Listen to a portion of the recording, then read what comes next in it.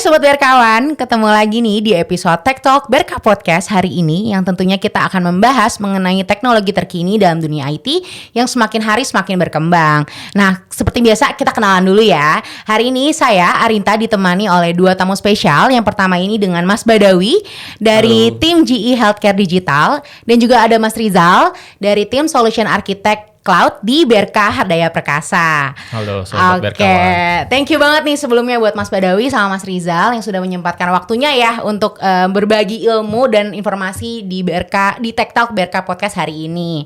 Nah, Sobat Berkawan, hari ini episode kali ini kita akan membahas mengenai success story Mas Badawi nih ya, yang berhasil membawa solusi Centricity atau GE Centricity PACS yang berjalan di atas Dell server ya, atau hardware-nya ke customer-nya yang bergerak di bidang pelayanan jasa atau rumah sakit.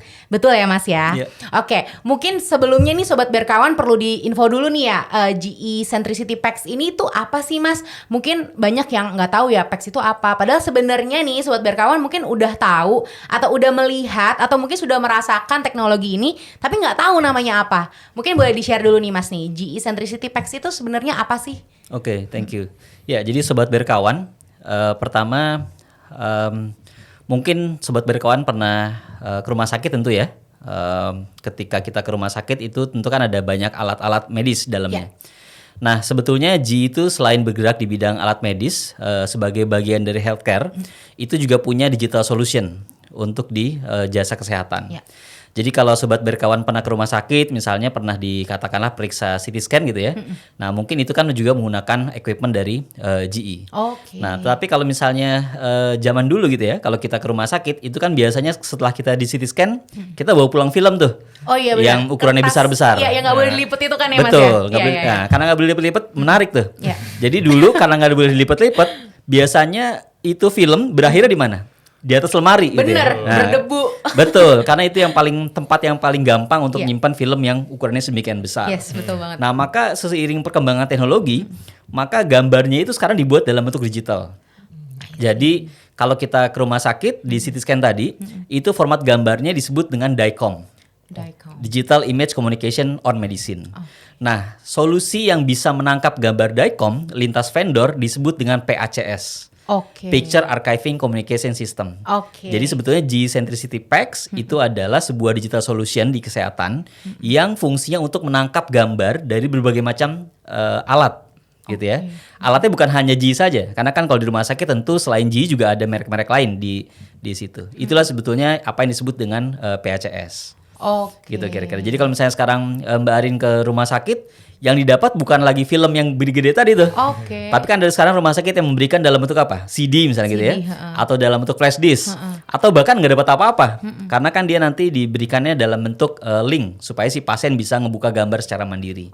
Nah, itu hanya dimungkinkan kalau rumah sakitnya punya suatu digital solution yang disebut dengan PACS. Gitu kira-kira sebetulnya gambarannya. Berarti nih Mas Badawi, kalau boleh tahu dari GE Centricity PACS ini berarti berbentuk alat ya? Alat kah atau sistem atau mungkin lebih kayak software yang bisa dicolok atau mungkin bisa di running ya di atas hardware apapun? Iya. Jadi sebetul ini adalah sebuah software yang dia ditanamkan di atas server gitu ya. Ya kalau pertanyaannya bisa nggak ditanamkan di atas server apa? Tentu bisa. Tapi kan ada beberapa pertimbangan ketika kita memilih server yang punya karakteristik dan punya kapabilitas yang kita butuhkan.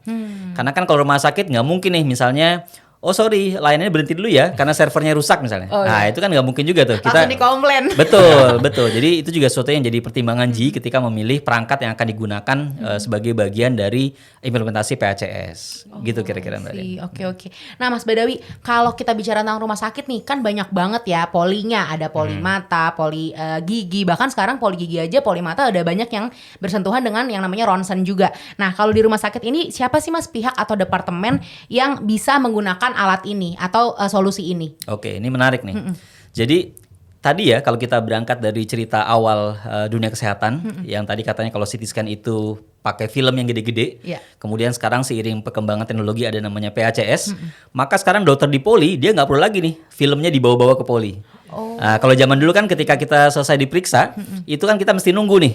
Kita sampai kita di depan poliklinik kita nungguin. Nungguin apa? Filmnya belum jadi. Iya, benar. Tapi sekarang berkat adanya PHCS yang berjalan di atas server, begitu fotonya selesai, dia langsung dikirimkan ke poli tuh. Sehingga si dokter poli dia bisa langsung melihat gambarnya. Itu sangat dimungkinkan sekarang dengan berkat adanya PHCS. Jadi sekarang nggak perlu lagi kita nungguin waktu yang lama, sehingga langsung bisa dilihat oleh si dokter di poliklinik.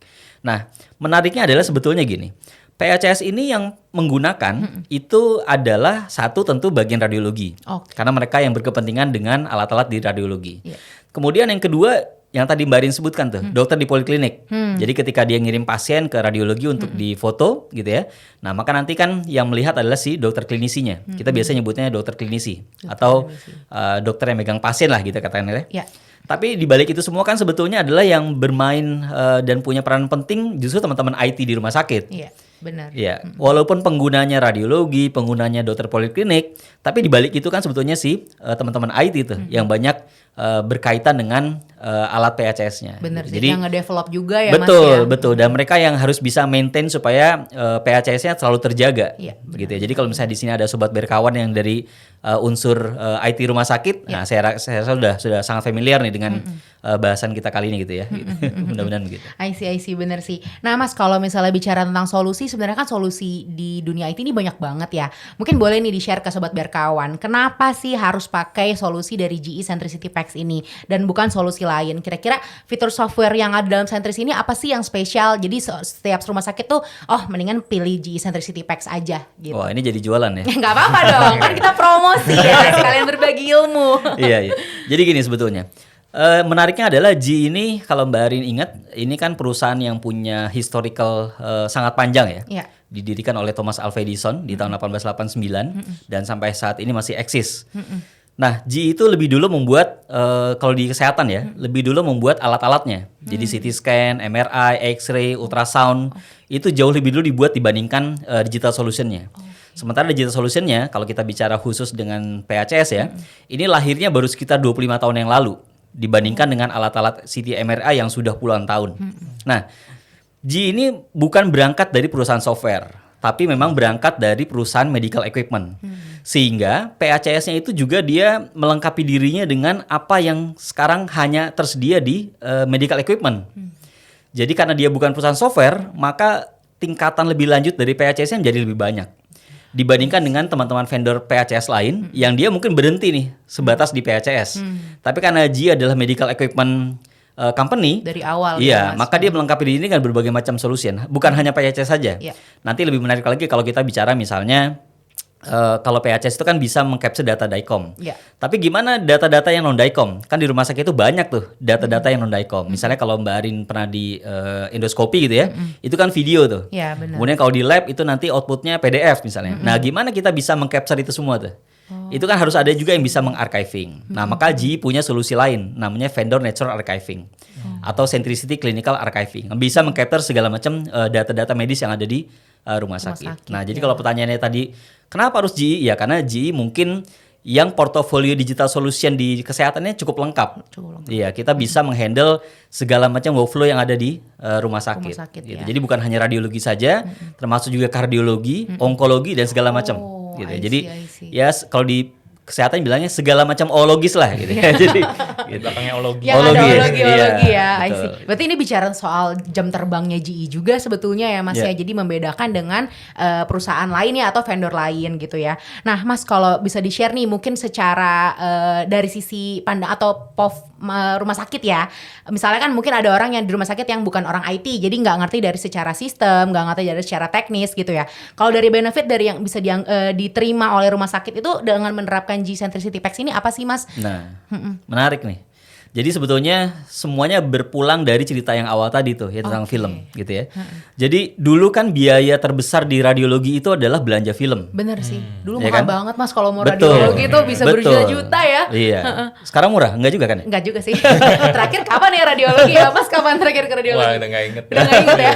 Nah, jadi salah satu komponen biaya di radiologi itu adalah film dan bahan habis pakai lainnya, misalnya kertas dan segala macam. Iya, benar. Nah, dengan adanya digital solution ini kan jadi berkurang atau bahkan hilang. Iya, benar. Nggak ada lagi film tuh. Iya. Nah, maka yang sering jadi pertimbangan terutama kalau di high level management gitu ya. Mereka akan melihat cost benefit analisis rasionya itu berdasarkan dulu saya belanja film berapa sih?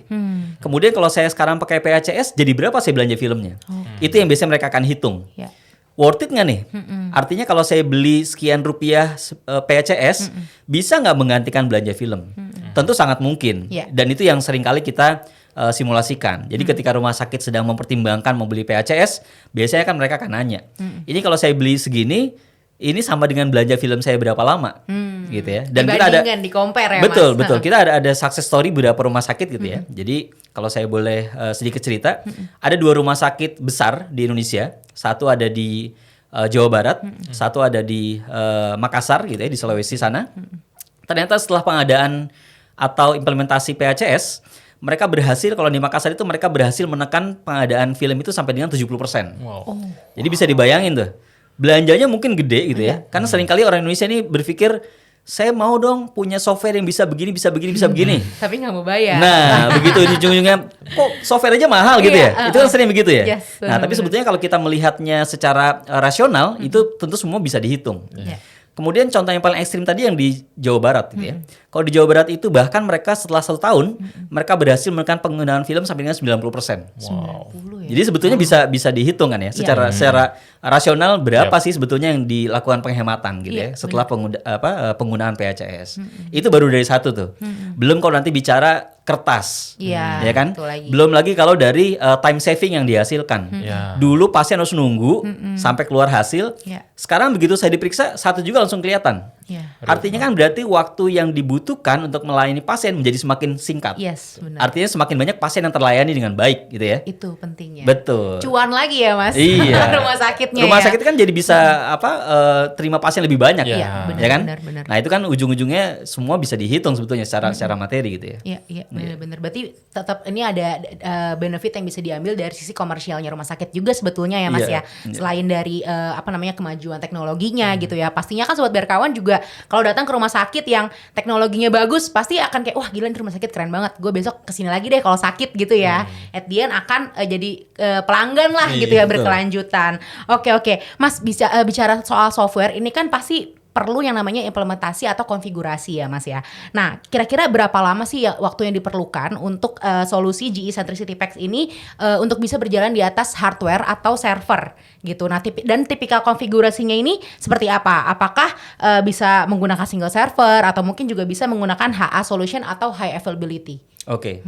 Ya, jadi gini. Kalau ditanya berapa lama implementasi, ini memang sesuatu yang kadangkala agak sulit diukur. Ya. Kalau dari sisi implementasi PACS-nya saja, mungkin kita dalam waktu 10 hari selesai gitu ya.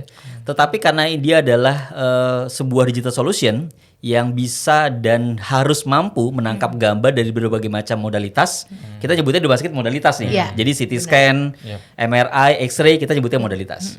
Nah, supaya si PACS yang bisa nerima gambar dari berbagai modalitas, kan kita perlu mengkoneksikan nih. Iya. Nah, itu yang kadang-kadang perlu waktu nih. Integrasinya. Betul, mengintegrasikan antara si alat modalitas dengan PACS-nya. Itu yang kadang butuh waktu sampai kita running gitu ya. Kemudian kalau pertanyaan kedua, ini harus pakai server kah atau bagaimana gitu ya? Atau bisa nggak sih jalan di high availability? Nah, ini menarik nih. Karena gini, dulu ya ketika awal-awal mungkin dulu ini kalau orang solusi arsitek mungkin lebih paham. Kan dulu kita sering nyebut dengan backup server gitu ya. Yeah. Nah, tapi kan kalau kita bayangin nih, backup server itu mau bagaimanapun kan butuh waktu ya untuk Yeah. bisa meng-up backup servernya. Switch-nya. Betul, untuk switchingnya. Nah, betul. Sementara di rumah sakit apakah bisa nunggu? Wah, langsung dikomplain pasien biasanya tuh pasti. Betul. Iya kalau pasiennya mungkin pasien biasa yang dirawat jalan gitu ya. Tapi bayangkan kalau misalnya pasiennya sedang dalam kondisi operasi. Iya. Emergency Apakah bisa ya? nunggu Ya, emergency? Kan nggak betul. mungkin. Nggak mungkin kita bilang sorry, ini lagi down Lagi servernya. down nih gitu ya. Iya, kan Tunggu nggak ya. mungkin. Keburu Betul, meninggal betul, gitu kan. betul. Nah, maka memang GE adalah salah satu dari sedikit vendor PACS. Jadi kalau saya boleh bilang vendor PACS di Indonesia itu banyak banget. Banyak banget. Tetapi GE adalah salah satu dari sedikit vendor PACS yang sudah proven atau bisa berjalan di atas high availability configuration. Jadi tidak semua PACS yang ada di Indonesia itu bisa berjalan di atas konfigurasi high availability. Karena dia punya beberapa karakteristik tersendiri gitu ya. Jadi kalau dulu eranya pakai backup server, sekarang sudah berubah nih. Jadi high availability gitu ya. Supaya si user atau katakanlah teman-teman di radiologi tadi, mereka mungkin nggak akan tahu nih kalau sebetulnya servernya lagi down gitu ya. Tapi karena dia berkat HA, maka servernya kan switching secara otomatis gitu ya. Seamless gitu ya. Seamless, betul. Tanpa si usernya tahu bahwa sedang ada gangguan di sisi server. Oke.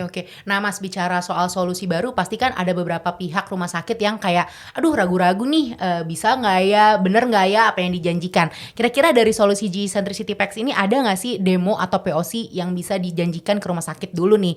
Maksudnya sebelum mereka kayak, oke deal, gue mau pakai deh software ini gitu ya. Kira-kira bisa nggak tuh Mas dikasih dulu waktu untuk demo atau POC-nya? Oke, jadi gini. Sebetulnya G-Centricity PACS itu adalah salah satu dari beberapa varian PACS yang dimiliki oleh GE. Ya. G-Centricity PACS ini berjalan di atas server atau kita biasa nyebut dengan on-premise gitu ya. On-premise. Nah, GE juga punya PACS yang varian lain. Disebut dengan Edison True PACS. Edison True PACS ini adalah suatu PACS juga punya GE yang bisa berjalan di atas atau di-deploy di cloud environment. Nah, artinya kalau kita sudah bisa berjalan di cloud environment, kan harusnya kita bisa nih katakanlah mau beli PACS ya, atau mau nyobain dong kira-kira worth it nggak ya kalau saya pakai PACS gitu ya. Kan bisa aja nih kita kasih dengan cloud dulu nih supaya mereka bisa merasakan kalau saya pakai PACS ini beneran jadi efektif, efisien nggak sih rumah sakit saya gitu ya, atau benar nggak sih saya butuh PHCS gitu ya. Nah maka GE punya varian lain dari PACS-nya yang disebut dengan Edison True PACS yang punya karakteristik bisa dideploy di cloud environment. Nah gitu. Berarti bisa dicoba juga ya sebetulnya, dan tapi dalam bentuknya cloud ya Mas ya. I see. Menarik banget nih buat sobat berkawan ya, mungkin bekerja di bidang rumah sakit atau mungkin berhubungan ya dengan PACS ini, mungkin bisa jadi referensi ya kalau solusi ini bisa di POC juga. Nah Mas, bicara soal solusi pasti kan ada biaya yang harus dikeluarkan ya kan, gak mungkin dong gratis di dunia ini, gak ada ya gitu ya. Nah kalau dari segi biaya nih Mas nih, apakah solusi dari G-Centricity PACS ini cukup efektif untuk rumah sakit di Indonesia? Karena kan seperti yang kita tahu rumah sakit nih banyak derajatnya ya, kalau kita bisa lihat dari menengah ke bawah, menengah ke atas gitu kan. Nah kira-kira kalau dari pengalamannya Mas Badawi selama ini, rumah sakit daerah mana aja sih yang sudah menerapkan solusi G-Centricity PACS ini? Oke.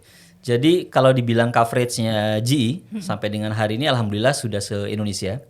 Jadi paling jauh ada kalau ke barat di Aceh, kalau ke timur di Papua juga ada tuh. Oh, dari Sabang sampai Merauke ya? Iya, betul. Tinggal nanti apakah rumah sakit merasa perlu atau tidak, itu kan mereka punya pertimbangan sendiri-sendiri gitu ya. Balik lagi sebetulnya gini Mbak Rin. Kapan sih rumah sakit tuh dia butuh PHCS gitu ya? Nah sebetulnya patokannya adalah ketika pertama dia ingin mengarah ke smart hospital. Kan sekarang sering denger ya. Nah, orang sering nyebut saya kepingin punya rumah sakit yang sifatnya smart hospital gitu ya. Sementara definisi smart hospital itu kan juga sangat luas tuh. Apakah smart hospital dari sisi buildingnya yang dibilang dengan green environment segala macam, atau misalnya smart hospital karena misalnya saya energy saving nih, atau dia smart hospital dari sisi digital solution di bidang kesehatan yang memang sudah diterapkan secara lengkap. Jadi kalau di dunia kesehatan itu ada salah satu acuan yang sekarang dipakai di dunia internasional, itu namanya adalah EMR Adoption Model. Jadi kalau sobat berkawan dulu pernah dengar, di Indonesia baru saja ada salah satu rumah sakit yang sudah diakreditasi sudah menerapkan EMR Adoption Model di level 6. Jadi ini ada 7 level. Nah, sementara penggunaan PHCS itu menurut EMRAT gitu ya, EMR Adoption Model ini baru di level nomor 3. Berarti masih ada 4 level lagi ya? Betul. Artinya kalau tren rumah sakit sekarang adalah menuju smart hospital, mau nggak mau ini adalah suatu kebutuhan sebetulnya PHCS ini gitu ya. Tinggal nanti mereka mempertimbangkan betul nggak nih saya butuh gitu ya. Kapan butuhnya? Ya kalau pasiennya sudah banyak, kalau dia menghandle dokter yang banyak, atau kalau dia butuh pembacaan dari luar. Nah ini kan sekarang begini nih, kan di Indonesia ini adalah kondisinya bukan kita kekurangan dokter, bukan. Tapi kan lebih banyak isunya adalah tingkat sebarannya. Misalnya kalau kita di Jakarta mungkin nggak terasa ya, semua dokter di sini segala macam ada nih, Iya, benar. yang spesialis sampai yang sub spesialisnya Iya. ada gitu ya. Saking banyaknya sampai Saking kayak banyak. bingung gitu nama-nama Betul, baru. betul. Tapi coba bayangkan saudara-saudara kita di luar Jakarta, di luar Jawa terutama gitu ya, itu kan mungkin punya sedikit kendala.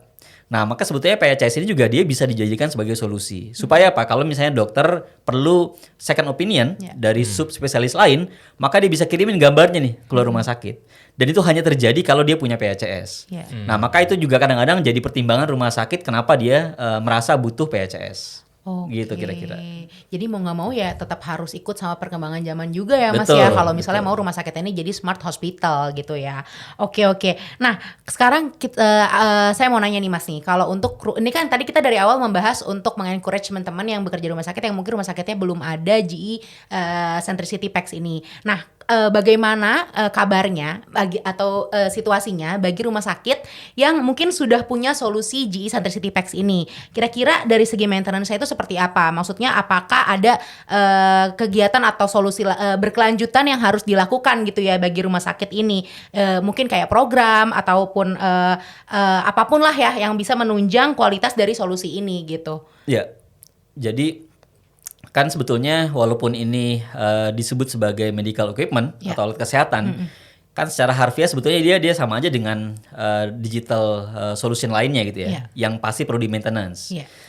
Nah, kan ketika GE mendeploy PHCS di salah satu rumah sakit, tentu pada saat berakhirnya katakanlah warranty gitu ya, kan teman-teman IT di rumah sakit dia tetap perlu memaintenance alatnya nih, gitu ya. Bagaimanapun kan perlu di maintenance di sisi servernya, di sisi aplikasinya dan segala macam. Juga yang tidak kalah penting adalah gini, karena data pasien itu kalau saya nggak salah sekarang regulasinya adalah dia harus dipertahankan sampai dengan 5 tahun setelah kunjungan terakhir. Jadi katakanlah gini, kalau Mbak Arin ke rumah sakit A gitu ya, maka data Mbak Arin itu akan tersimpan di rumah sakit minimal sampai dengan 5 tahun setelah kunjungan Mbak Arin terakhir di situ. I see. Saya pernah dengar sih Mas. Betul. Jadi bisa dibayangin nih berapa banyak tuh data yang harus mereka simpan. Benar. Gitu kan? Nah, maka ujung-ujungnya adalah harusnya rumah sakit juga mempertimbangkan dia punya apa yang disebut dengan long term storage. Oke. Ya kan? Karena si PACS ini dia kan meng-capture gambar dari modalitas tadi itu. Iya, benar. Nah, sementara supaya gambarnya tetap ada di situ, dia kan butuh storage tuh. Iya, betul banget. Nah, maka rumah sakit juga perlu menyiapkan dirinya dengan apa yang disebut dengan long term storage supaya dia bisa comply terhadap aturan regulasi pemerintah kita yang mengharuskan menyimpan data medis pasien sampai dengan minimal 5 tahun setelah kunjungan terakhir. Gitu. Karena datanya makin banyak tuh makin lama. Iya benar sih, saya pernah ada sih rekan ya Mas ya yang sakit kanker ya gitu. Dan itu memang diinfokan sama dokternya kalau dia harus kembali setelah 5 tahun lagi gitu loh untuk dilihat apakah kankernya ini masih ada atau enggak gitu ya. Jadi ya bisa kebayang ya sobat berkawan kalau misalnya rumah sakit yang nggak punya long term storage, misalnya kita 5 tahun lalu udah berobat, terus 5 tahun setelahnya kayak, Bu maaf datanya hilang gitu kan kayak nggak mungkin banget atau mungkin gini. Kalau tadi yang sifatnya betul ya, cancer itu biasanya dia treatmentnya kan panjang gitu ya, tahunan gitu ya. Coba Mbak Arin bayangkan nih, dulu sebelum kita punya PHCS, gimana tuh cara ngebandinginnya? Misalnya dulu dia ada cancer di CT scan, kemudian dia harus membandingkan nih dengan data 5 tahun yang lalu. Caranya gimana? Kayak udah burem deh.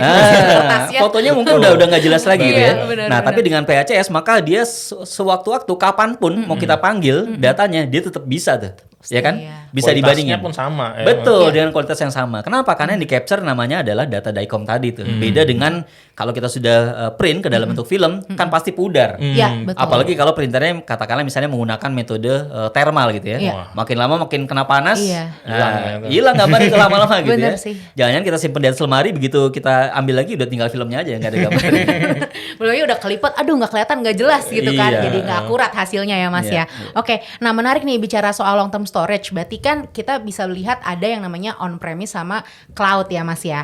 Nah kira-kira nih Mas Badawi bisa nggak sih dari long term storage ini kita pindahkan ke cloud gitu. Jadi nggak ada lagi tuh on premise-nya. Jadi ya harus setiap rumah sakit tinggal pakai cloud aja gitu. Kira-kira mungkin nggak? Sangat memungkinkan. Bahkan sebetulnya GE belum lama ini ada partnership dengan salah satu chain hospital di Indonesia. Mereka sekarang sudah berpikir gimana caranya membackup data-datanya ke dalam cloud environment, gitu ya. Karena gini, ketika rumah sakit hanya punya satu rumah sakit, mungkin dia mikirnya nggak terlalu kompleks gitu ya. Tapi bayangkan kalau misalnya ada satu rumah sakit yang dia chain hospital, dia nggak akan pernah tahu tuh kapan si rumah sakit ini akan berhenti ngebangun rumah sakit. Mungkin sekarang punya 3, tahun depan punya 5, 3 tahun lagi punya 7 gitu ya. Itu kan sangat sulit tuh memprediksi saya butuh storage-nya seberapa sebetulnya. Tapi dengan teknologi cloud itu kan semua jadi hilang tuh kekhawatiran itu. Ya ketika dia mau bangun rumah sakit, ya dia tinggal bilang, tambahin dong. Nah, gitu kan. Saya mau cloud-nya ditambahin dong ininya, space-nya supaya saya bisa nih ngebangun rumah sakit yang lainnya lagi gitu. Nah, itu kan sebetulnya juga salah satu solusi. Makanya sekarang GE mulai memperkenalkan ini disebut dengan Edison True PACS sebagai salah satu PACS yang bisa berjalan di atas cloud environment. Dan di Indonesia ini belum banyak juga vendor PACS yang sudah menerapkan atau validated di atas cloud environment. Cloud environment ya. Ini jadi ini lagi nih, jadi promosi lagi. No worries Mas, gak apa-apa. Oke, nah bicara soal cloud ini kan kayaknya lagi marak banget ya Mas ya, penggunaan cloud ini saat ini dengan menggunakan AWS ya Mas Rizal. Mungkin dari sisi Mas Rizal nih sebagai solution architect cloud yaitu di bidang AWS ya, mungkin boleh di-share nih ke Mas Badawi sama Sobat Berkawan juga yang ada di rumah. Kira-kira benefit apa aja sih dari solusi, misalnya kita contoh kita pakai cloud AWS ya Mas ya, yang bisa di bundling mungkin dengan Centricity dan jadi bisa buat benefit juga buat rumah sakit gitu Mas. Oke ya, jadi terkait dengan tadi disinggung oleh Mas Badawi ada kebutuhan long term storage gitu ya, yang sebenarnya bisa di deploy on premises juga bisa gitu ya, biasanya menggunakan NAS gitu ya, atau bahkan yang secondary storage gitu ya, yang memang ditujukan untuk penyimpanan jangka panjang gitu. Nah, bisa juga menggunakan cloud. Nah, apa sih bedanya gitu ya? Jadi kalau cloud ini apalagi di AWS itu untuk layanan object storage gitu ya, itu menggunakan Amazon S3. Nah, ini sangat-sangat reliable dan juga affordable karena harganya sangat murah, tapi nggak murahan gitu ya. Karena apa? Karena AWS menjamin gitu ya, durability-nya tinggi, itu data nggak akan hilang gitu ya. Possibility-nya hilang berapa? AWS klaim bisa durability datanya itu 99,9-nya 11 kali. Luar biasa. Waduh, banyak banget ya. Possibility untuk data hilangnya kecil banget ya. Jadi AWS menjamin data nggak akan hilang setelah ada di S3 ini. Itu yang pertama ya. Terus yang kedua reliability. Secara seperti tadi ya, apakah nggak bisa diakses datanya dan nggak bisa menunggu lama juga kan pasti ya. Nah itu dari AWS klaim bisa 99,99%. Data availability ya, bisa diakses, bisa di-download, dibuka dan lain sebagainya. Jadi memang sangat-sangat efektif dah menggunakan layanan cloud ini seperti itu. Oke, iya seperti yang saya tahu nih kayaknya Mas Badawi dulu juga sempat ada ya GE implementasi Centricity di rumah sakit Hasan Sadikin ya. Ini dengan menggunakan high availability ya. Nah berarti ini nanti bisa digantikan dengan AWS juga ya Mas ya? Ya sangat bisa. Jadi nah selain dari yang S3 tadi gitu ya, nah layanan lain seperti misalnya servernya gitu ya, mau juga di installnya gitu ya, atau software mau juga diinstal di atas cloud gitu ya, menggunakan kalau di AWS namanya VM-nya EC2 gitu ya. Nah itu by default aja EC2 itu running di namanya kalau di AWS availability zone gitu ya. Nah yang menarik konsep availability zone atau zonanya AWS itu sedikit berbeda dengan cloud provider yang lain. Jadi kalau provider lain satu zona itu ya satu data center. Tapi kalau di AWS satu availability zone itu adalah satu komplek data center. Jadi udah minimal ada 2 gedung yang terpisah dan secara kelistrikan gitu ya, semuanya gitu ya itu juga di cover oleh sistem yang berbeda juga. Jadi benar-benar redundant. Jadi masalah high availability itu benar-benar sudah terbukti ya, kalau kita menggunakan AWS. Kalau dirasa masih kurang pun kita bisa deploy di lebih dari satu availability zone. Jadi bisa pakai dua availability zone ya. Nah ini AWS bisa klaim bahkan sampai 99,99% tuh SLA-nya dengan menggunakan dua availability zone ini. Jadi memang masalah high availability nggak perlu khawatir lagi gitu ya. Dan juga dari segi scalability tadi ya, mungkin tadi Mas Badawi sempat mention gitu ya. Awalnya kalau di cloud bisa start from small tuh, karena kan kita nggak tahu nih. Awalnya mungkin cuma 1 atau 2 rumah sakit, seiring dengan berjalan waktu makin banyak lagi, itu hitungan menit atau jam itu bisa langsung bahasanya upgrade lah ya kapasitasnya atau scalability-nya tinggi lah seperti itu. I see. Berarti kalau kita ngomongin dari segi biaya nih Mas nih, berarti untuk dari AWS ini mungkin bisa lebih efektif jika dibanding dengan GE Centricity Packs ya Mas ya. Itu kira-kira memungkinkan nggak tuh? Jadi mungkin kan biar sobat berkawan mungkin wah sekalian aja nih two birds one stone gitu ya. Jadi dapat packs-nya juga dan langsung di cloud. Itu kira-kira mungkin nggak di-create dari awal solusinya seperti itu? Ya sangat memungkinkan ya. Apalagi tadi sempat disinggung masalah implementasi ya. Sebenarnya dari GE-nya sendiri gitu ya, Centricity-nya PAX itu cepet ya Mas ya, sekitar 10 hari. Kadang-kadang deployment infra atau hardware-nya yang lama kan. Nah, dengan adanya cloud itu udah mengeliminasi waktu instalasi itu tuh. Itu hitungan menit atau jam gitu ya. Ketika kita launching di atas cloud gitu ya di AWS, itu udah langsung ready. Nah, itu jadi bener-bener quick to deploy lah bahasanya gitu ya. Jadi apalagi tadi ada sempat mention masalah POC ya, dan lain sebagainya, itu juga sangat memungkinkan karena kita nggak perlu instalasi servernya, kapanpun juga sudah selesai nih POC-nya, kita nggak perlu tarik balik lagi ya kalau pakai hardware gitu ya, kita tinggal langsung terminate atau di clean up lah environment seperti itu. Bener-bener. Dan paling penting nggak usah nunggu inden ya Mas ya, nggak usah nunggu lead time lagi. Karena sekarang isunya nih delivery time-nya lagi bener-bener constraint ya. Yang lama bukan nungguin deploy-nya ya, tapi nungguin hardware. Iya bener-bener harus prepare dari jauh-jauh hari gitu ya Mas ya. Oke, nah mungkin aku mau nanya pertanyaan spesial untuk Mas Rizal nih. Kenapa sih harus memilih kalau misalnya memang sobat berkawan pengen punya ya solusi cloud ini ya atau AWS, kenapa sih harus memilih AWS jalan bersama dengan BRK? Kenapa nggak direct aja langsung ke BRK? Kan bisa tuh langsung ya menghubungi AWS-nya gitu ya, nggak usah melalui BRK. Kira-kira apa sih benefitnya kalau misalnya sobat berkawan mau pakai AWS tapi melalui BRK? Ya oke. Jadi yang pertama dari segi partnership dulu ya kali ya. Jadi partnership nggak perlu khawatir dari sobat berkawan gitu ya. BRK ini salah satu yang tertinggi di Indonesia. Jadi sebenarnya partnership AWS di Indonesia ada yang paling tinggi ada Premier, tapi sampai saat ini belum ada yang di level ini ya di Indonesia. Jadi masih yang advance dan BRK adalah salah satu yang advance partnership dengan AWS. Jadi salah satu yang tertinggi lah di Indonesia. Lalu dari segi resource juga sudah banyak engineer dan tim yang sudah certified gitu ya, seperti itu. Dan apa saja yang bisa menjadi pembeda gitu ya. Kenapa harus lewat BRK?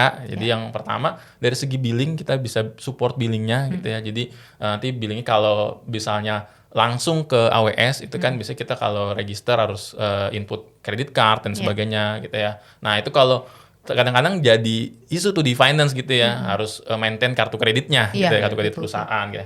Nah, kalau dengan BRK bisa diubah menjadi skema invoicing. Jadi seperti pengadaan pada umumnya lah ya. Kalau pengadaan pada umumnya kan sifatnya invoice ya, seperti itu. Dan juga sekarang sampai sejauh ini ya, itu pasti dari AWS itu dolar tagihannya. Jadi kalau dengan BRK itu bisa menggunakan rupiah gitu. Jadi tagihan menggunakan rupiah. Jadi benar-benar secara compliance finance ya, itu biasa lebih comply ya terkait regulasi compliance finance-nya seperti itu. Terus juga kita sudah ready juga kalau mau implementasi di sisi AWS-nya, mau POC di sisi AWS-nya gitu ya. Dan juga kita ada support yang memang 24x7 ataupun 8x5 sesuai dengan kebutuhan gitu ya. Dan kita juga memposisikan diri sebagai teman diskusi ya. Jadi ketika memang sobat berkawan nih perusahaannya ingin benar-benar explore AWS gitu ya.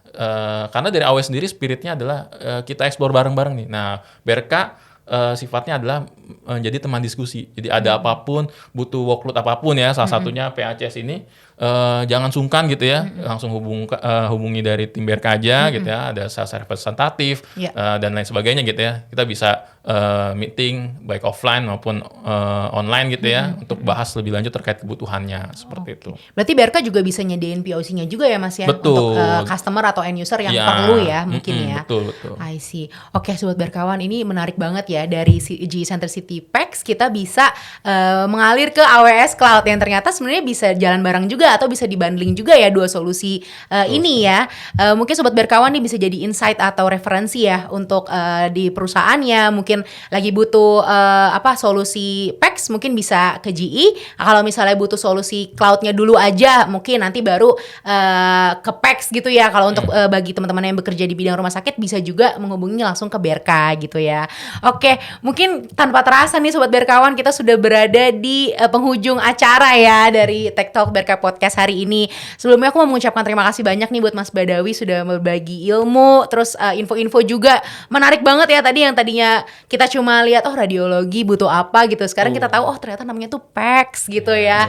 Itu namanya ada software namanya Centricity gitu ya. Dan sekarang kita juga bisa tahu dari Mas Rizal kalau penggunaan AWS ini meskipun kayaknya di Amazon gitu ya, kayaknya jauh banget kalau mau pakai ke sana pasti mahal pakai USD gitu kan, tapi sebenarnya bisa difasilitasi sama BRK gitu ya. Oke, Sobat BRKawan, tanpa terasa nih ya, waktu sudah berjalan terus dan kita sudah sampai di penghujung acara di episode kali ini, yaitu di Tech Talk BRK Podcast. Nah, semoga informasi yang sudah dibagikan oleh Mas Badawi dan juga Mas Rizal hari ini bisa bermanfaat ya buat Sobat BRKawan yang ada di rumah. Mungkin untuk informasi berikutnya, misalnya butuh nanya-nanya lebih lanjut nih tentang GE Centricity PEX, bisa menghubungi Mas Badawi ya. Di sini ada sosial medianya GE Healthcare juga, ada Facebook, ada Instagram, juga ada websitenya ya, jadi bisa langsung reach out ke sana. Mungkin mau nanya-nanya dulu juga nggak masalah ya Mas, boleh open banget ya. Dan kalau misalnya Sobat BRKawan mau nanya-nanya juga soal AWS atau mungkin ada kebutuhan lain ya, yang berhubungan dengan teknologi IT, bisa banget menghubungi BRK. Ini ada tim marketing juga, bisa menghubungi melalui Instagram, website dan juga YouTube kita. Jangan lupa di subscribe dan juga di like. Oke, Sobat BRKawan, thank you banget udah nonton episode ini. Sampai ketemu di acara Tech Talk BRK Podcast selanjutnya. Bye-bye!